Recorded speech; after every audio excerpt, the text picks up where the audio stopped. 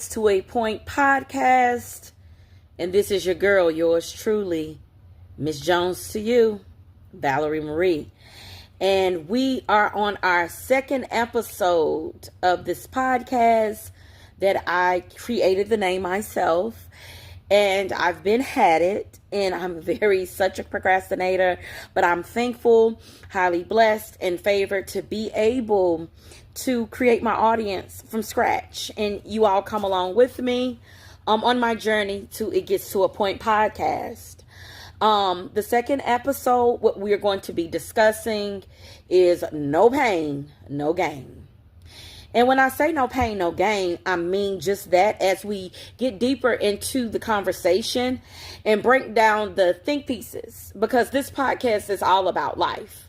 We talk about any and everything, and we give a different perspective. Yes, I get there are a lot of podcasts out here. Yes, I get there are a lot of people having conversation pieces.